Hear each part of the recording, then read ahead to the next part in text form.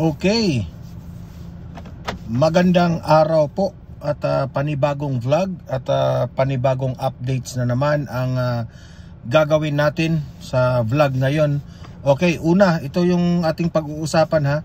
Si Vice President Inday Sara Duterte may gagawin sa nangyari po kay former President Duterte. Ano kaya itong gagawin ni VP Sara, no?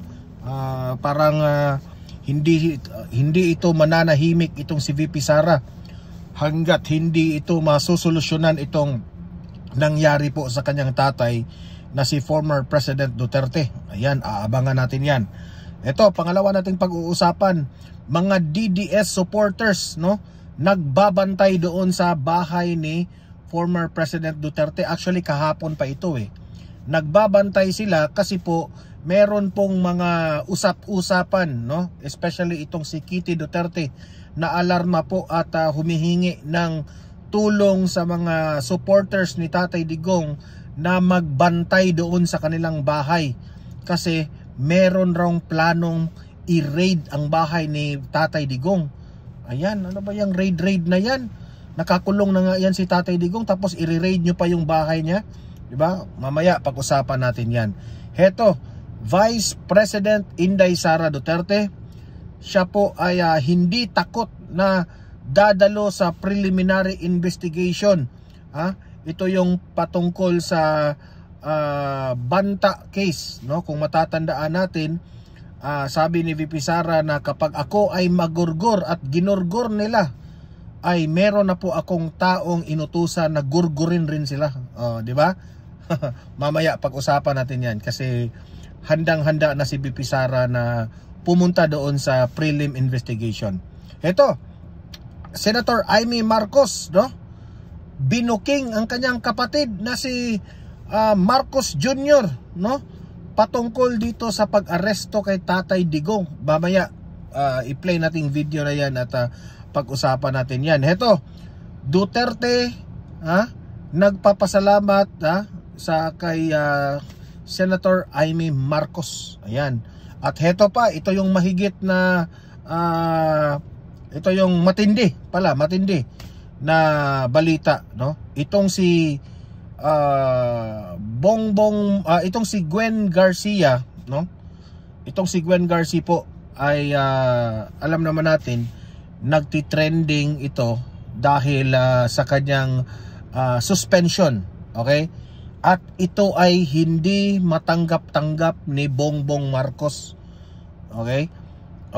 Kasi po si Gwen Garcia, kung deserve niyang masuspende, I'm not so familiar with case dito kay Gwen, no? Pero kung nakasaad yan sa batas natin na masuspended siya sa kanyang mga ginagawa, may pinipirmahan siya na hindi pala ito dumaan sa tamang proseso, dapat lang siyang masuspended. Pero, no, itong si Bongbong Marcos nanlumo dito sa nangyari, na tawag dyan, nalungkot itong si Bongbong Marcos. Heto, on the rescue itong si Bangag, tinutulungan ngayon si Gwen Garcia ni PBBM, Pero itong mga sinasabi ni Bongbong Marcos, sablay. Papatunayan natin yan. Bakit sablay itong sinabi ni Bongbong Marcos? Gagamitin na naman niya ang kanyang pagka-presidente dito, di ba? Hindi porkit kakampi mo yan sa politika, itong si Gwen Garcia, gagamitin mo na ang pagiging presidente mo, gagamitin mo yung power mo para hindi masuspended si Gwen Garcia, di ba? Mamaya, yun yung ating pag-uusapan, okay? Pero bago ang lahat, bago natin ito pag-uusapan, help me po muna na i-like at saka i-share itong ating video para guys kakalat ito sa taong bayan. Okay? Mahalaga po na mag-like and share tayo dito sa Don Mar TV. Like and share. 1, 2, 3, go! Okay, naka-like and share. And sa mga bago pa lang dito sa aking channel, dito sa Don Mar TV, mag-subscribe na po kayo, okay? Para lagi kayong updated sa ating mga balita, and at the same time, ang inyong mga cellphones, ma-notify yan kung meron tayong breaking news, meron tayong bagong uploads, and at the same time, kung nagla-live ang Donmar TV, malalaman po ninyo. Okay? So mahalaga po na nakasubscribe kayo dito sa Donmar TV. 1, 2, 3, go! Okay, nakasubscribe na ba lahat? Okay, so ito, unahin muna natin itong kay VP Sara na may gagawin siya dito sa mga nangyayari po sa kanyang tatay. Ano ba itong gagawin ni VP Sara? Ito, panoorin po natin. Hindi yan. Mamaya pa yan eh. Ito. Play! Nais ni Vice President Sara Duterte na sampahan ng kaso ang lahat ng sangkot sa ito, si VP Sara po, no? Dahil sa nangyari kay Tatay Digong, gusto niya ng sampahan ng kaso itong mga sangkot dito sa illegal na pagka-aresto kay Tatay Digong. Okay? Mainly, wala nang iba dito kundi si Torre, si Marbil, sino pa ba? Yung magkapatid na si John Vic Rimulya at itong si Boying Rimulya, no, from the DILG to the DOJ, pati na siguro itong si Lacanilaw. Okay? Yan ang lagi kong sinasabi sa inyo. Kung ikaw po ay nagtatrabaho sa gobyerno, huwag kang mangingialam sa politika. Okay? Huwag kayong mangingialam sa politika. Ang nangyari kasi dito, it's very obvious, no, sila Torre, na medyo kinakampihan nila si Bongbong Marcos dito. Di ba? Play, patuloy. Aresto sa kanyang amang si dating Pangulong Rodrigo Duterte. Kasong kriminal at administratibo ang inirerekomenda ng pangalawang Pangulo para mapanagot ang lahat ng may kagagawan sa umunay pagdukot sa kanyang ama. Unahin na yan si Torre, di ba? Saksi po ang mga Pilipino. Saksi po ang taong bayan kung gaano binastos ni Torre itong si Tatay Digong eh. Salamat din si VP Sara kay Senator Amy Marcos sa inisyatibo nitong magbukas ng investigasyon kaugnay ng pangyayari. Yan, si VP Sara nagpapasalamat kay Senator Amy. At sana naman, Senator Amy, gawin mo yung tama, ha? Gawin mo yun kung sa tingin. I-prove mo sa DDS supporters, Senator Amy Marcos, na you are true to what you are working right now about the President. Kasi po, mahirap na eh. Kung ikaw ay nagplastik-plastikan lang, mahirap na kung ikaw ay ginagawa mo ito dahil gusto mong iboto ka ng taong bayan sa mga DDS. Di ba? Mananalo ka man o hindi ka man mananalo, gawin mo yan. Okay? Gawin mo yan. Kung sa tingin mo, and I know, you know, na maling-mali talaga yung ginawa nila ni Torre at the rest sa mga members dyan. Ha? Patuloy. Hindi naman ikinababahala ni Justice Secretary Crispin Remulla sakaling ang matuloy. Hindi mo ikinababahala, Remulla, ha? Alam mo, Remulla, sa totoo lang, ang dami pong mga taong bayan na nayayabangan sa inyo eh. Unang-una, yung mga paliwanag mo sa hearing, no? Na medyo nahihirapan kang ipaliwanag yung Interpol, yung ICC. Tapos it's very obvious na ito, ha, this is my own opinion, ha. Hindi man siguro tayo expert sa ating batas, pero klarong-klaro po sa mamamayang Pilipino ay talagang ginagawan mo ng lusot para magmukha talagang tama yung ginagawa nyo, di ba? Pero yung mga political expert yung mga batikang mga abogado sa Pilipinas laging nagsasabi sabit kayo doon sa Article 59 ha? So wala na, huwag na kayong mag-angas-angas dyan papunta na ito sa kaso Pagsasampa ng kaso. Ngayon gusto namin makita na mafailan ng kaso yung mga tao na may kasalanan sa kung anong nangyari. Ito si VP Sara gusto talaga niyang makita na itong mga gumagawa nito sa kanyang tatay, mafailan talaga ng kaso. Duda ko rito si VP Sara, she is very serious about this case. Sobrang seryoso siya dito eh. Kasi kitang-kita naman natin na yun talaga ay ginagawa. May motibo talaga, no? Sabi nga nila ni Senator Amy Marcos, politically motivated. Okay? So, yan yung ang lagi kong binabanggit eh. Ganyan na ba tayong mga Pilipino? Ganyan na ba tayo? Dahil talo tayo sa...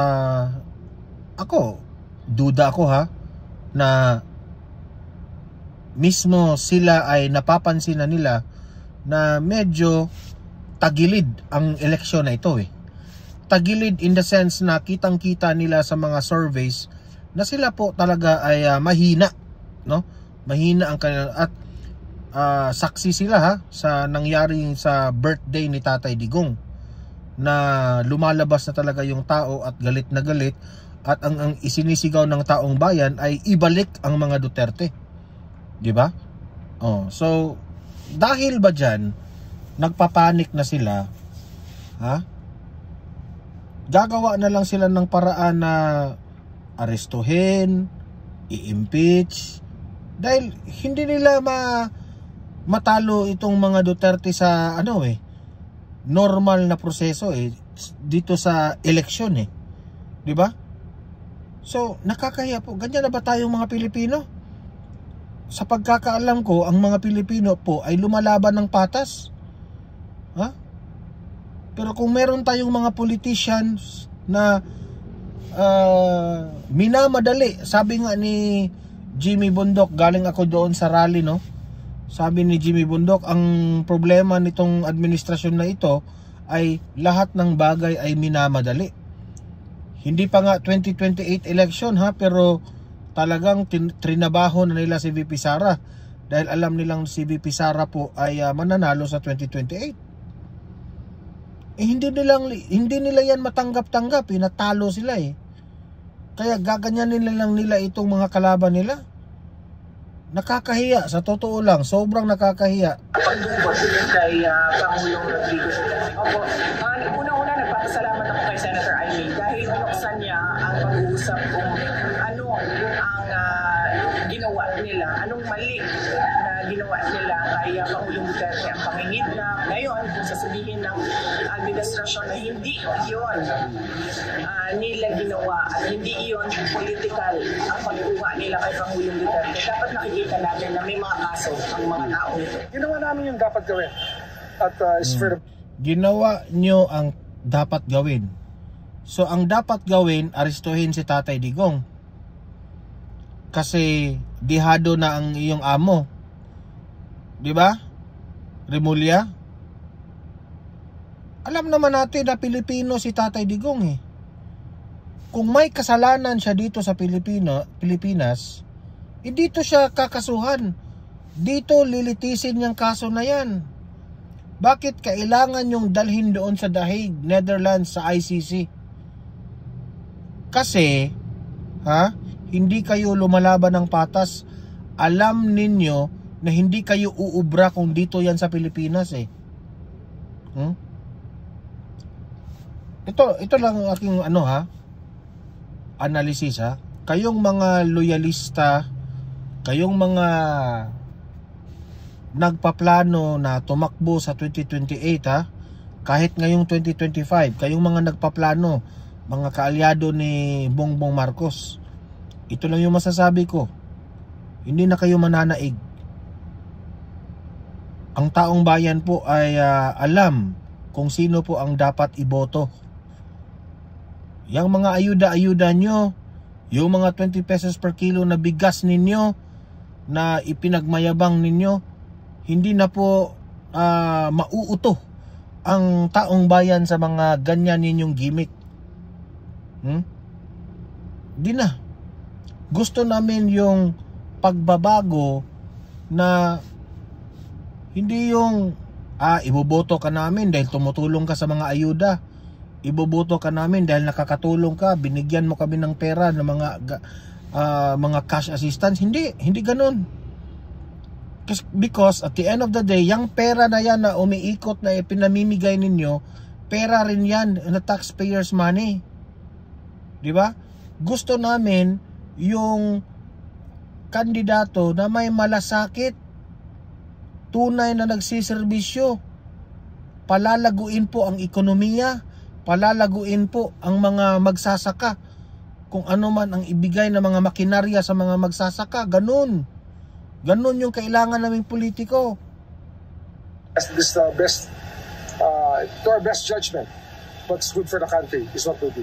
Sir, willing humarap sa ombudsman sa investigation? Of course. Dapat lang. So, masasabi ko lang dyan, Remulla, good luck sa iyo. Okay, so ayan po, no? So I hope na kung hindi pa man madadala si Tatay Digong dito sa Pilipinas, no?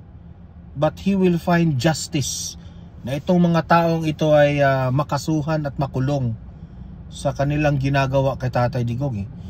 Sa edad ni Tatay Digong dapat nagre-retiro na yan. Pero walang awa silang dinala nila doon sa dahig. Ang kakapal ng mga mukha ninyo. Heto pa, dahil sa mga pang-aabuso nila dito kay Tatay Digong, ha? Heto, ni-raid, ha? May planong raiding ng bahay ni Tatay Digong. Buti na lang itong si Kitty Duterte, ha? Ay very alert, no?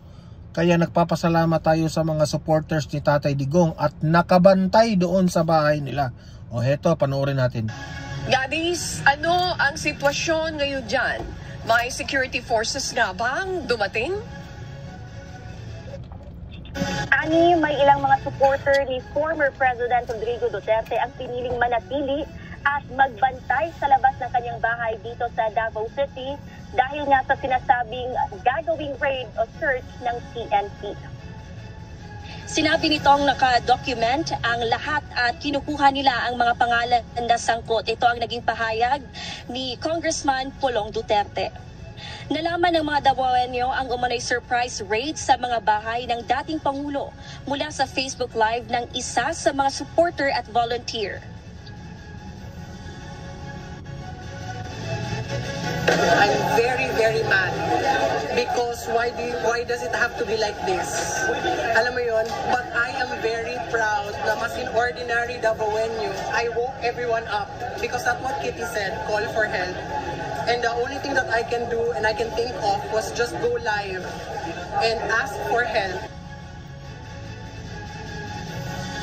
Ayon kay Paulo, nakatanggap umano siya ng tawag mula kay Kitty Duterte na humihingi ng tulong sa mga tao. Aniya ramdam niya ang takot sa pag-uusap nila sa planong pagsalakay sa kanilang mga bahay. Until Miss Kitty Duterte called, siya mismo ang nanawag sa head and we were all there listening. So ano siya na, the first thing that she said, I already left sa house. She's safe, but the houses will be searched. I think the house dun sa isang house and the other, and then we here. But you know, alam mo yung sa boses niya talaga na she was really scared. But she was trying her best to stay calm. Kami, I knew that was something serious. And the last thing I said to her, Kitty, I got you. Sa inilabas na pahayag ni Congressman Paulo Pulong Duterte, kinukundina nito ang panghaharas ng Criminal Investigation and Detection Group sa kanilang pamilya.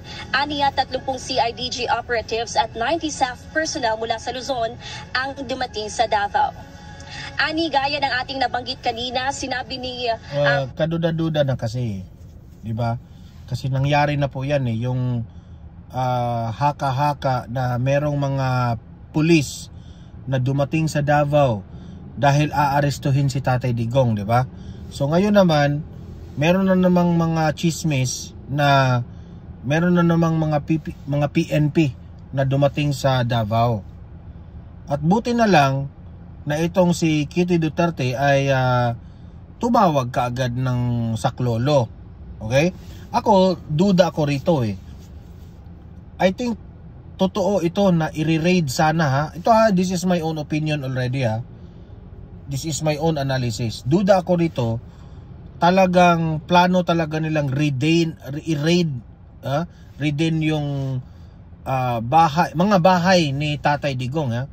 Bakit ko sinabing mga bahay? Kasi marami po yan, eh. May kay VP Sara, may kay Tatay Digong, no, sina Pulong Paulo, sina anong tawag diyan, Sebastian Duterte. So di ko alam kung ano ang motibo nila diyan sa pagre-raid, ha. Di ko rin alam kung gagawin rin ba nila yung ginawa nila kay Teves. I'm not so sure. Pero ang sa akin lang, anong makukuha nila? Plantera na lang man nila ng mga jaril dyan, ha? Kagaya nung ginawa nila kay Teves.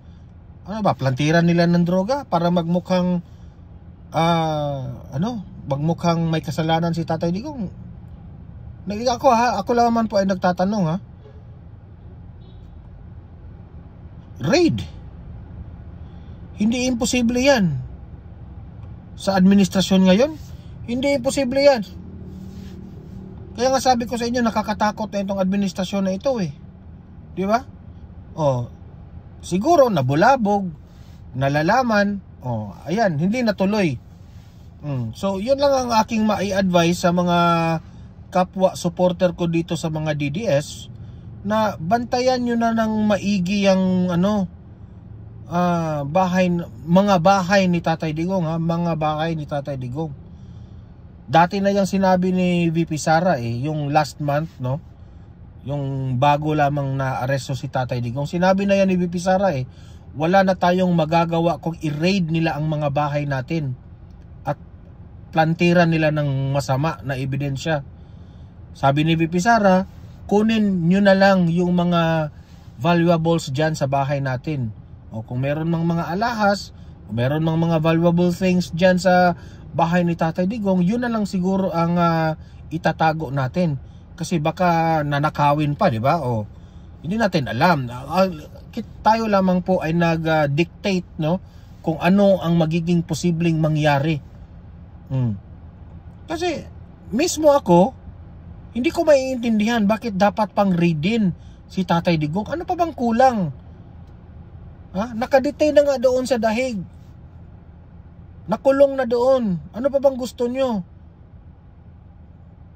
Dumaan naman kayo sa tamang proseso. Ba't kayo nagmamadali? Para talagang ipamukha nyo sa ICC na kasalanan, talaga?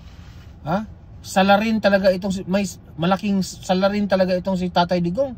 Ganun ba? Hindi na kayo marunong lumaban ng patas? Nakakahiya naman itong mga kalaban ni Tatay Digong. Di ba? Hindi nyo kasi matanggap-tanggap na minamahal po ng taong bayan itong si Tatay Digong. Tapos ganyan na lang ang gagawin ninyo.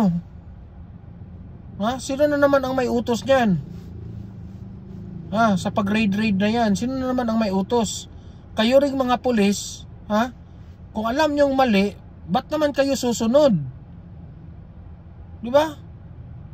Kaya tagal-tagal ng naging mga government officials ang mga Duterte, ngayon pa ba na kaaway nila ang administrasyon? Ngayon pa ba sila ay gagawa ng mga illegal dyan sa loob sa kanilang bahay?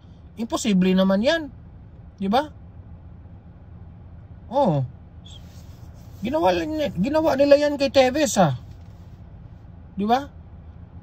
Kaya sabi ko, someday, ang karma talaga, sabi ni VP Sara, ang gaba talaga hindi magsaba. Ang gaba, dili magsaba. Someday, hindi tayo laging nasa itaas. Sometimes babagsak rin tayo, no? So wag kayong masyadong kampante sa mga posisyon nyo ngayon. Basta lang, hintay-hintay lang tayo sa tamang panahon, kasi merong panahon na babalik ang mga Duterte at sila na naman ang nasa ilalim. Sige. Ang gaba dili magsaba. Yan lang mga ano ko dyan, ha? Punta tayo sa next. Wait muna, i-pray muna natin to. Hindi pa ito tapos eh. Congressman Paulo na nakadocument ang lahat at kinukuha nila ang mga pangalan na sangkot. Sa huling bahagi ng kanyang naging pahayag, sinabi nitong alam nila kung saan pupunta ang pwersa at marami ang naghihintay. Ani, yan muna ating update mula rito sa Davao. Grabe. Sa totoo lang, ako ay naawa dito sa mga pamilyang Duterte eh. Mga kalaban nila hindi marunong lumaban ng patas eh. Ito, pag-usapan natin itong si VP Sara po. Ito yung sinasabi ko sa inyo. Ang mga Duterte po ay matatapang. Talagang haharapin nila kung ano man ang magiging ipinapataw nilang kaso. Ito, VP Sara dadalo sa preliminary investigation patungkol sa banta case na yan. Ito, play, panoorin. Jed, nabanggit ba ni VP Sara kung dadalo siya sa preliminary investigation ng Department of Justice sa May 9?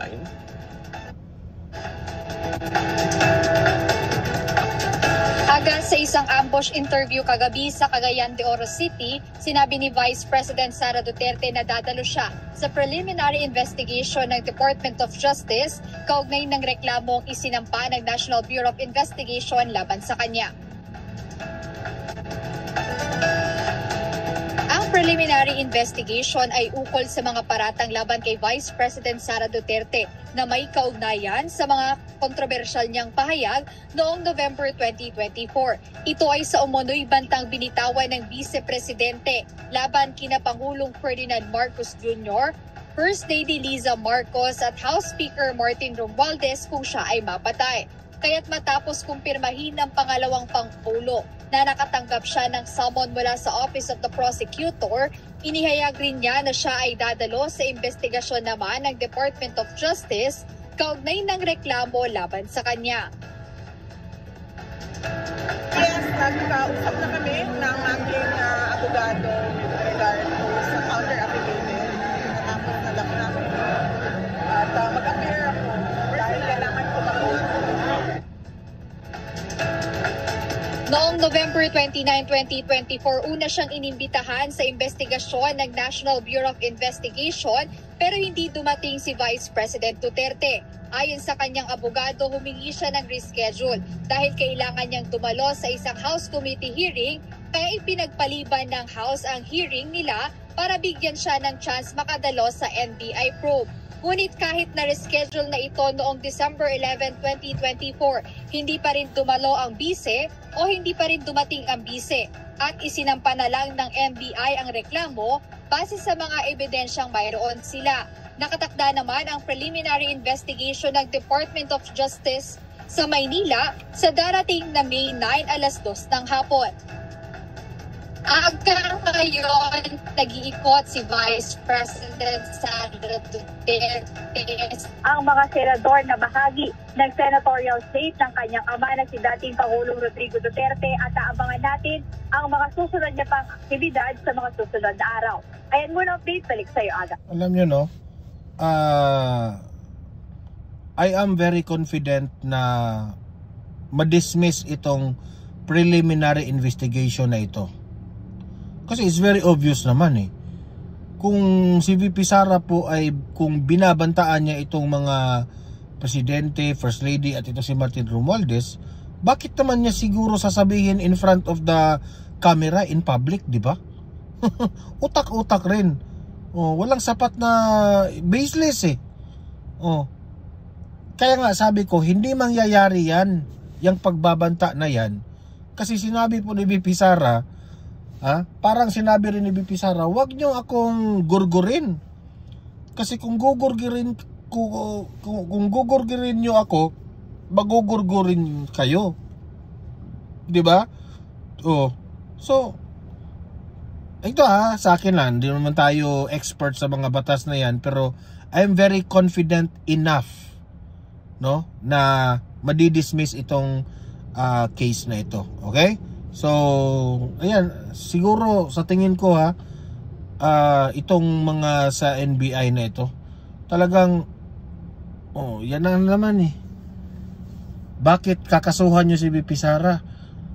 kayong mga government officials dyan, kayong mga nagtatrabaho sa gobyerno, kumakampi na naman kayo ng politician. Serve the Filipino people, di ba? Yung pag-imbita nyo dito sa investigasyon ni VP Sara, it's very clear, no? Na ginigipit nyo si VP Sara. It's very clear, inutusan na naman kayo ng mga politicians. Sabi ko sa inyo, PNP, NBI, mga sundalo, serve the Filipino people. Do not serve politicians. Okay? Kasi po, itong mga politicians na ito, after 3 years, 2028, hindi na yan magiging presidente. Iba na ang presidente. Kayo rin ang mga dihado dyan. Tingnan natin. Yan si Torre, si Marbel, maraming nakaabang na mga kaso niyan eh. Tingnan natin, no? Ito, Amy Marcos binuking itong si PBBM patungkol sa pag-aresto ni Tatay Digong. Ito, panoorin natin to, play. Maliwanag ang pag-aresto kay dating Pangulo ay bahagi ng malawakang pagsisikap ng gobyerno na pabagsakin. Malawakang pagsisikap ni PBBM dahil takot na sa mga Duterte. Mga Duterte bago mag-2028 election pa. Malinaw na batayan ang mga ginawa ng administrasyon laban kay dating Pangulong Rodrigo Duterte at Vice President Sara Duterte para harangin ang pagbabalik ng mga ito sa pwesto sa susunod na national election. Ito ang isiniwalat ni Senator Amy Marcos kaugnay ng further findings o karagdagang natuklasan mula sa 3 pagdinig na isinagawa ng Senate Committee on Foreign Relations na kanyang pinamumunuan. Partikular ito sa pag-aresto kay former President Duterte at pagpapasuko sa kanya ng pamahalaan sa International Criminal Court. Muling binigyan diin ni Senator Marcos na politically... Alam mo, sa totoo lang itong mga ginagawa ni Senator Amy Marcos ngayon ano talaga nakakabilib Wait muna guys.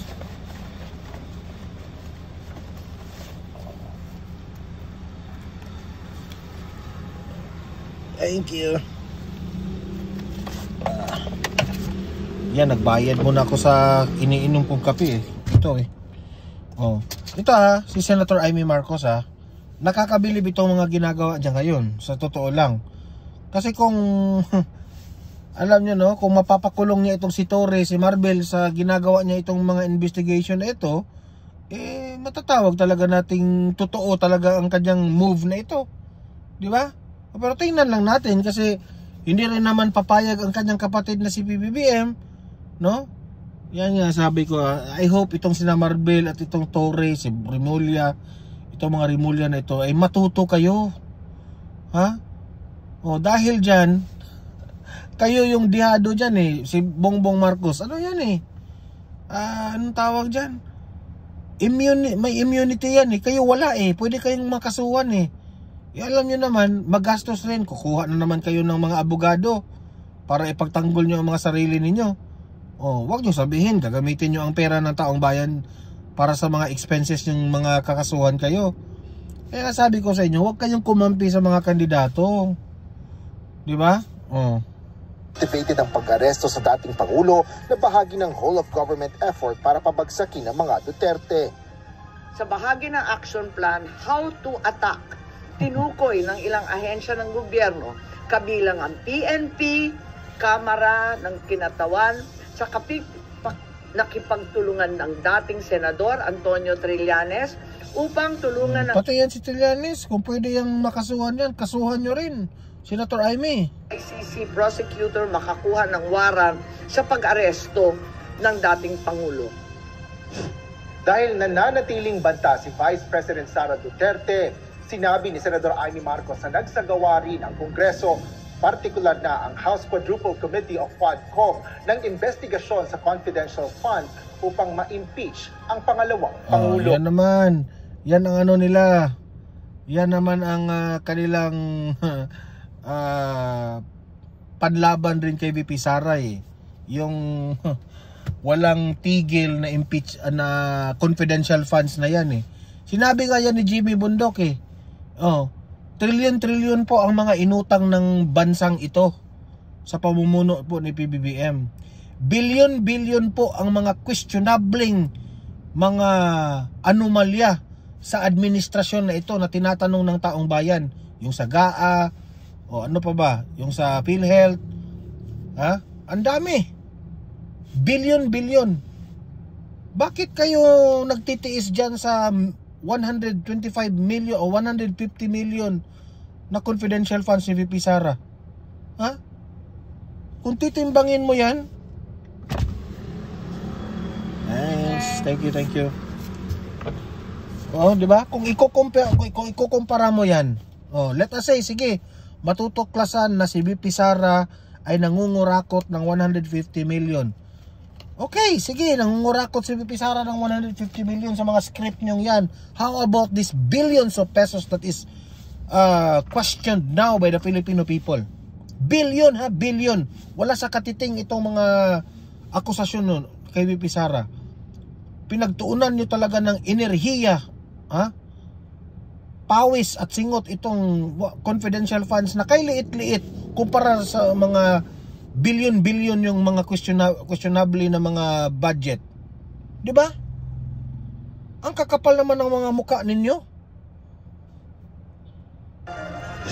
Bukod dito, mayroon din anyang mga magkakaugnay na tangkang pagko-cover up o pagtatakip sa mga detalye at mga motibo sa likod ng pag-aresto. Habang inihayag din ni Senador Marcos ang isa umanong tinaguriang Oplan Horus na inilunsad noon pang nakaraang taon na may layunin umanong pabagsakin ng mag-amang Duterte. Nitong Abril lang umano, pinag-usapan ng matataas na opisyal ang mga hakbang upang maisakatuparan ito.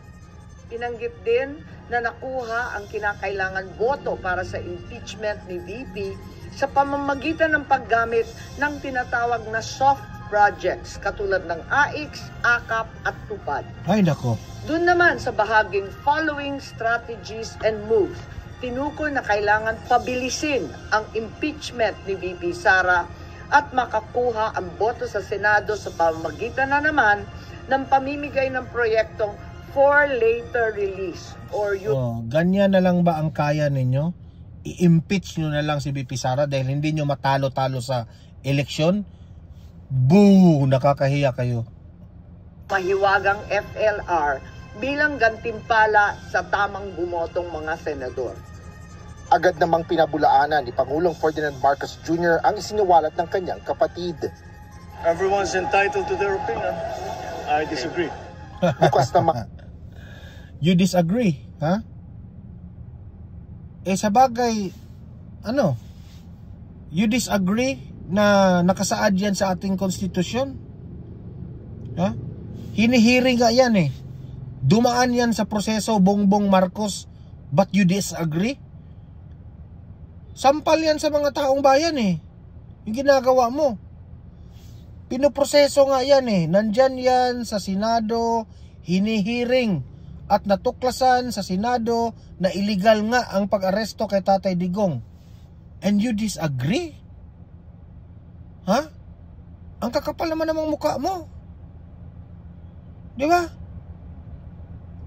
You disagree? Are you sure? Taga-gobyerno ka?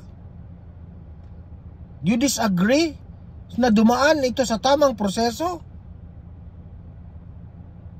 Nakakahiya ka naman, President.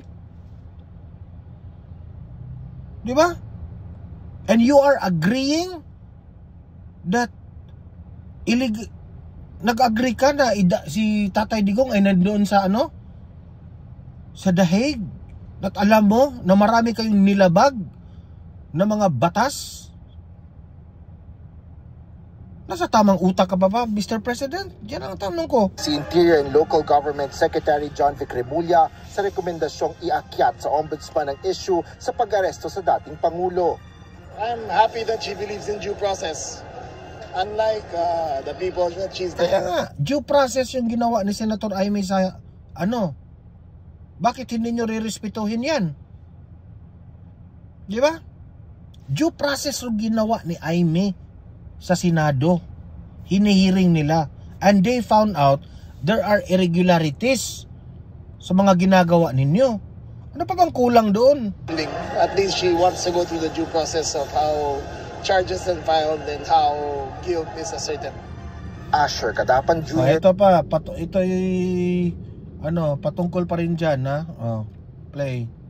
Nais ni Vice President Sara Duterte na sampahan ng kaso ang lahat ng sangkot sa bumabalik na yan eh. Na sampahan ng kaso ni Tatay. I hope really, sa akin lang, I hope really na si VP Sara po ay makamit niya ang hustisya po sa nangyari sa kanyang tatay. Ito, pag-usapan natin itong si Gwen Garcia ngayon, okay? Ito yung sabi sa nangyari po ni Gwen Garcia na suspended siya for a certain project na proyekto, di ba? I-respetuhin rin naman natin yung yung process dito. Pero ito yung ginawa ni Bongbong Marcos dito. Kinampihan pa niya si Gwen, nakakahiya eh. Akala niya siguro na kakampihan niya si Gwen, alam mo Bongbong Marcos, yung pagkampi mo kay Gwen Garcia, mas lalong matalo ito sa Cebu. Okay? Ito yung sa balita ng ABS-CBN News. Binigyang diin ni Pangulong Ferdinand Marcos Jr. ang pagpapairal ng batas at due process kaugnay ng ipinapataw ng preventive suspension kay Cebu Governor Gwen Garcia sa ilang linggo bago ang halalan 2025. Nasa comment section ang link sa buong ulat. Okay. Sabi dito ni Bongbong Marcos, and I quote, Garcia deserves to be treated fairly. Okay? Marcos Jr. on Cebu Governor's preventive suspension. Alam mo, Mr. President Bongbong Marcos, itong mga sinasabi mo, pwede rin sasabihin natin sa ginawa mo dito kay Tatay Digong eh. Pwede rin natin sabihin na Duterte deserves to be treated fairly. But in the case of Duterte, you didn't treat him fairly. Dahil ba kaalyado mo itong si Gwen Garcia, sasabihin mo na ngayon na she deserves to be treated fairly? How about Tatay Digong? Bongbong Marcos, sa ginawa mong pagpapaaresto, sino ang may utos sa inyo dyan? Did you treat Tatay Digong fairly? Of course not. Of course. Now let the due process work, Bongbong Marcos. Huwag kang makialam sa problema ni Gwen Garcia. Ano ba? Dahil ba magkaalyado kayo sa politika? Ang kakapal mo naman, Bongbong Marcos. Ngayon, unti-unti na talagang nakikita ang tunay na ugali mo. Wala ka talaga. Hindi ka kagaya ni former President Duterte dati na hindi nangingialam sa kanyang mga sa kanyang mga kalaban at sa kanyang mga kakampi. Respetuhin mo naman ang batas, Mr. President. Respetuhin mo naman ang due process. Gwen Garcia is treated fairly. Ikaw lang ang nagsasabing hindi. Kasi kung hindi pa yan tinitreat fairly itong si Gwen Garcia, nakulong na yan. Buti nga sinuspended pa siya. Kung nakasaad sa batas natin na nasuspende siya for a certain cause, for a certain reason, respetuhin natin yung batas. Yan ang hirap sa iyo, Mr. President eh. Gagamit ka na naman, nagpa-power tripping na naman kayo para kayo rin mga kakampi mo ang masaya.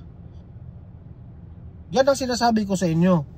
Kung gusto nyong iboto itong mga taong ito na hindi talaga magre-respeto sa due process natin, kayo, mga loyalista at mga dilaw, wake up talaga. Kasi ito magiging abusado itong mga taong ito kung hahayaan lang natin ito. Sila rin ang mabubusog. Sila rin ang yayaman sa bansang ito. At tayong mga Pilipino ay lulugmok tayo ng lulugmok. Wala silang pakialam sa atin. Yun ang tandaan ninyo. Ang pakialam nila ang mga sarili nila, na yayaman sila. Pero tayong mga Pilipino, mananatili tayong bulok para sa kanila. Yun ang tandaan ninyo. Okay? So libre kayong mag-comment, mag-react sa mga pinag-usapan natin at usap-usap tayo sa comment section. Okay? Guys, don't forget na i-like at saka i-share itong ating video para naman guys kakalat ito sa taong bayan. Okay? And at the same time, sa mga bago pa lang dito sa aking channel, sa mga Donmar TV, mag-subscribe na po kayo. Okay? Meron tayong pangalawang channel, Donmar TV, Balitang Totoo. Subscribe rin kayo doon kasi marami tayong mga videos doon na mga ina-upload na hindi nyo makikita dito sa main channel natin. Okay? Maraming salamat sa mga audience ko dito sa Donmar TV. See you in my next video. See you in my next live. Have a great day. Have a great night. God bless po sa ating lahat. Mabuhay ang Pilipinas. Bye-bye.